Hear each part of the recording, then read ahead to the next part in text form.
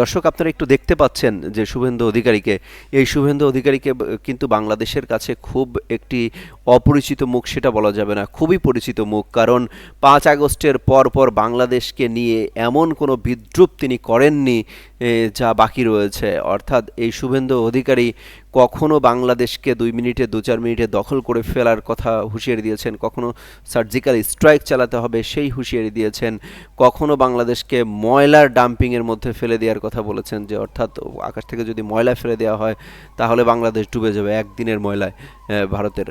এই কথাগুলো কিন্তু বলেছেন। একই সাথে গাজাবাসীর উপরে যেভাবে নির্মমতা চালিয়েছে ইসরায়েল, সেই একই স্টাইলে বাংলাদেশকে শিক্ষা দেওয়ার কথা বলেছেন এই শুভেন্দু অধিকারী। এমনকি যারা 5 আগস্ট ঘটিয়েছেন এবং 5 আগস্টের যে অভ্যুত্থান সেটিকে রাজাকারের বাচ্চা বলে তিনি কটাক্ষ করেছেন, গালি দিয়েছেন। অর্থাৎ বাংলাদেশের কাছে শুভেন্দু অধিকারী মোটেও অপরিচিত কেউ নন। বাংলাদেশের উপরে তিনি বেশ রক্ষণশীল আচরণ করেন এবং বাংলাদেশের উপরে তার যথেষ্ট একটা প্রভাব থাকবে বলেই মনে করা হচ্ছে। অর্থাৎ পশ্চিমবঙ্গের মুখ্যমন্ত্রী হওয়ার পরে বাংলাদেশের সাথে, বাংলাদেশের নতুন সরকারের সাথে কী ধরনের পরিস্থিতি তৈরি হয়, কী ধরনের সম্পর্ক তৈরি হয়, সেটি একটি ভাববার বিষয় রয়েছে। যদিও অন্তর্বর্তী সরকারের আমলে এই শুভেন্দু অধিকারী একের পর এক বিস্ফোরক মন্তব্য করে গিয়েছেন।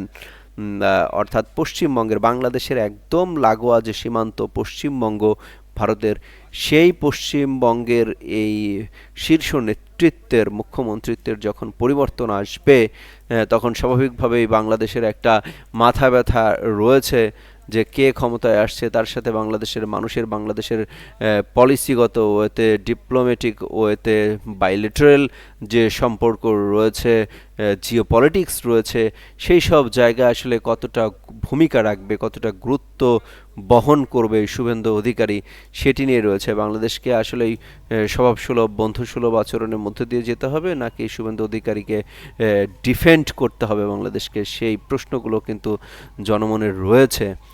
দর্শক, এই শুভেন্দু অধিকারী তিনি রীতিমতো এবার বাজিমাত করলেন। অর্থাৎ আমরা বলছিলাম আগের লাইভে, বলছিলাম যে মোদির কাছে দিদির পরাজয়। মোদি প্রথমবারের মতো বাজিমাত করলেন শুভেন্দু অধিকারীকে দিয়ে, রীতিমতো বাজিই বলা যায়, কারণ কখনোই এখানে সুবিধাজনক অবস্থা করতে পারেনি। অর্থাৎ মমতা বন্দ্যোপাধ্যায়ের কাছে পাত্তাই পায়নি মোদির বিজেপি। সেই মোদির বিজেপি এবার তৃণমূল কংগ্রেসের নেত্রী মমতা বন্দ্যোপাধ্যায়কে একেবারে নাকানি চুবানি খাইয়ে ছাড়ছেন। যদিও মমতা বন্দ্যোপাধ্যায় তিনি কোনোভাবেই নারাজ যে এই পরাজয় মেনে নিতে, বলা হচ্ছে যে শেষ মুহূর্ত পর্যন্ত অপেক্ষা করতে, এবং শেষ গণনায় কিন্তু পাশার দান উল্টে যেতে পারে সেই সুযোগ আপাতত দেখছেন না গণমাধ্যম কর্মী থেকে শুরু করে রাজনৈতিক বিশ্লেষকরা, যারা রাষ্ট্র ক্ষমতা নিয়ে কাজ করেন, রাজনৈতিক বিশ্লেষক হিসেবে কাজ করেন, তারা সেই শঙ্কার কথা আসলেই দেখছেন না। অর্থাৎ শুভেন্দু অধিকারী, তার দল বা বিজেপি, তারা ক্ষমতায় বসতে যাচ্ছে, এটা অনেকটাই নিশ্চিত যে পশ্চিমবঙ্গের ক্ষমতায় বসতে যাচ্ছে। তার আসলে রাজনৈতিক ক্যারিয়ার কি হবে সেটি নিয়ে ভাববার রয়েছে, কারণ তিনি হয়তোবা বিধায়ক নির্বাচিত হবেন, কিন্তু মুখ্যমন্ত্রী হওয়ার যে স্বাদ তার দীর্ঘদিনের দীর্ঘ ক্যারিয়ারে, সেটাতে ভাটা পড়বে রীতিমতো।